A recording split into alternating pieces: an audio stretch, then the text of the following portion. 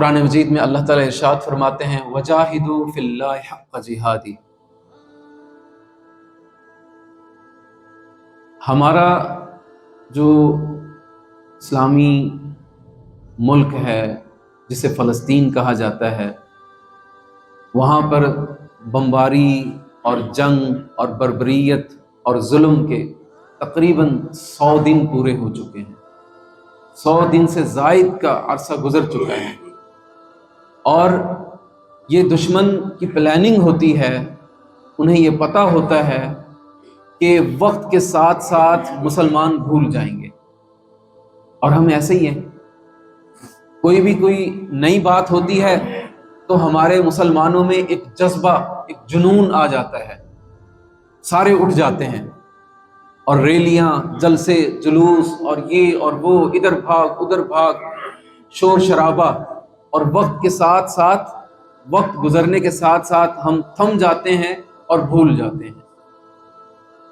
آپ صلی اللہ علیہ وسلم نے ارشاد فرمایا کہ مسلمانوں کی تعداد تو بہت زیادہ ہوگی، لیکن یہ سمندر کی جھاگ کی مانند ہوں گے، کہ جس طرح سمندر میں لہریں آتی ہیں، موجیں آتی ہیں، ایک بلبلے اٹھتے ہیں اور پھر وہ ختم ہو جاتے ہیں۔ مسلمانوں کی مثال ایسی ہی ہے کہ یہ اٹھیں گے تو صحیح، جوش اور جذبہ ان میں جاگے گا تو صحیح، لیکن وقت کے ساتھ ساتھ یہ خاموش ہو جائیں گے، یہ چپ ہو جائیں گے، اپنی زندگیوں میں مگن ہو جائیں گے، اپنی زندگی کی مستیوں میں کھو جائیں گے، پھر انہیں کوئی پرواہ نہیں، کوئی مر رہا ہے، کوئی مار رہا ہے، کوئی تباہ ہو رہا ہے، کوئی برباد ہو رہا ہے، کسی پر ظلم ہو رہا ہے، پھر انہیں کوئی پرواہ نہیں۔ یہ ہمارے دشمن کو معلوم ہے، پتہ ہے انہیں، اور اب تک وہ سلسلہ قائم ہے، اب تک وہ سلسلہ چل رہا ہے۔ ہوتا تو یہ نا کہ جیسے ہی اسرائیل نے بمباری شروع کی مسلمانوں پر، اور مسلمانوں نے جلسے جلوس اور ریلیاں شروع کر دی، احتجاج شروع کر دیا، تو وہ ڈر جاتے کہ بابا مسلمان اب جاگ گئے، اب نہیں چھوڑیں گے کسی کو، اب ہماری خیر نہیں ہے۔ لیکن انہوں نے ایسا کچھ نہیں سوچا، وہ اپنا کام کرتے رہے اور کرتے چلے آ رہے ہیں اور کرتے رہیں گے، اس لیے کہ ہم بے حس بھی ہیں، بے بس بھی ہیں، ہم کچھ نہیں کر سکتے، گویا کہ ہمارے ہاتھ پاؤں بندھے ہوئے ہیں، ہم صرف دیکھ سکتے ہیں، سن سکتے ہیں، اور اس کی ہمیں کوئی پرواہ نہیں ہوتی۔ تو مسلمانوں، فلسطین کے مسلمانوں کو نہ بھولیں، انہیں ہمیشہ یاد رکھیں، انہیں ہمیشہ اپنی دعاؤں میں یاد رکھیں، انہیں ہمیشہ اپنی مدد میں یاد رکھیں، ہر نماز میں ان کے لیے دعا کریں، ہر نماز میں۔ اگر ہم میں سے ہمارا کوئی بیٹا، کوئی ہمارا رشتہ دار، کوئی عزیز، ہمارے والد، ہماری والدہ بیمار ہوتی ہیں، گھر میں ہوتے ہیں یا ہسپتال میں ہوتے ہیں، تو ہم ہر دعا میں ان کو یاد رکھتے ہیں، ہر نماز میں ان کے لیے دعا کرتے ہیں۔ ہم مسجد کے امام سے بھی کہتے ہیں کہ میرے والد صاحب بیمار ہیں ہسپتال میں، ان کے لیے دعا کرنا، اور ہم خود بھی دعاؤں کا اہتمام کرتے ہیں، قرآن مجید کی تلاوت کرتے ہیں، نماز پڑھتے ہیں، اور بڑے ہی فکر مند ہوتے ہیں اور بڑے ہی پریشان ہوتے ہیں، اور اللہ سے خوب گڑ گڑا کر دعائیں کرتے ہیں۔ تو کیا فلسطین کے مظلوم مسلمان ہمارے بھائی نہیں ہیں؟ کیا وہ مسلمان نہیں ہیں؟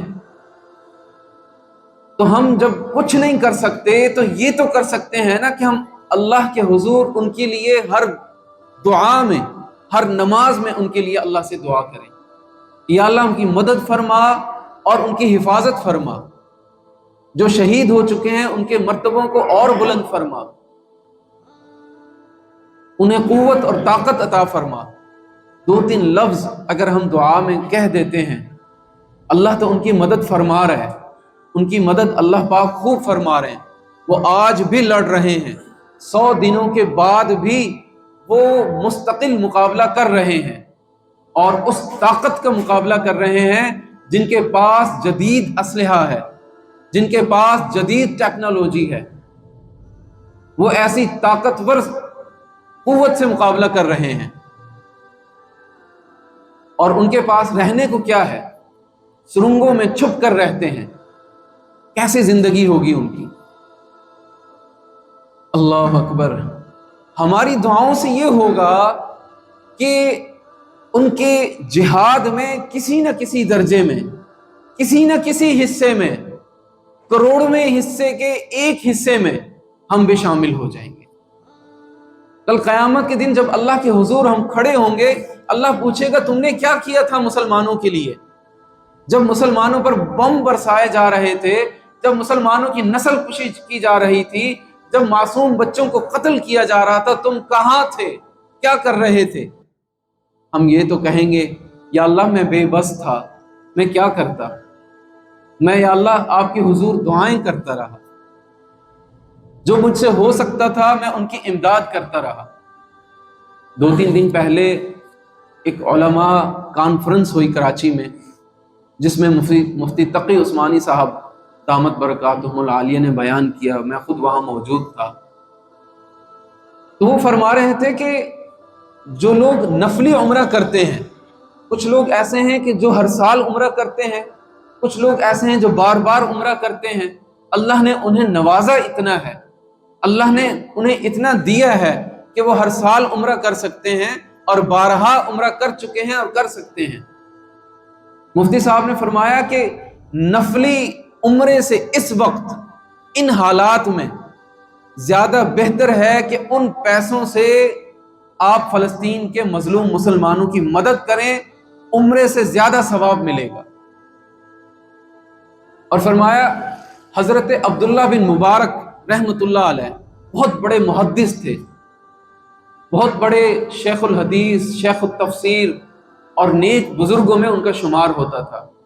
ہر سال حج کے لیے جاتے تھے۔ فرمایا کہ ایک مرتبہ وہ جا رہے تھے اپنے قافلے کے ساتھ، تو دیکھا کہ ایک بچہ کچرے سے مردہ مری ہوئی مرغی اٹھا کر لے جا رہا ہے۔ حضرت عبداللہ بن مبارک رحمۃ اللہ نے اس کو بلایا، پوچھا کہ یہ تو حرام ہے، کیوں لے کر جا رہے ہو؟ اس بچے نے کہا کہ ہم کئی دن فاقوں سے ہیں، کئی دنوں سے بھوکے ہیں، ہمارے پاس کھانے کو کچھ نہیں۔ حضرت عبداللہ بن مبارک رحمۃ اللہ علیہ نے فرمایا کہ جو سامان ہم حج کے لیے لے کر جا رہے ہیں، جو پیسہ ہم حج کے لیے لے کر جا رہے ہیں، جو تیاریاں ہم نے حج کے لیے کی ہیں، سب موقوف کر دو۔ سارا سامان، سارا پیسہ، سب کچھ اس بستی میں تقسیم کر دو، حج سے زیادہ ثواب ملے گا۔ اس لیے کہ آج فلسطین کے مظلوم مسلمانوں کے پاس کھانے کو کچھ نہیں ہے، پہننے کو کچھ نہیں ہے، رہنے کو گھر نہیں ہے، بچوں کے پاس ان کے والدین نہیں ہیں، والدین کے پاس بچے نہیں ہیں، مائیں نہیں ہیں، صاف پانی میسر نہیں ہے، طبی سہولتیں ان کے پاس میسر نہیں ہیں، دوائیں نہیں ہیں۔ تو یہ واقعی میں سب سے زیادہ افضل ترین عبادت ہے کہ ہم فلسطین کے مظلوم مسلمانوں کی مدد کریں۔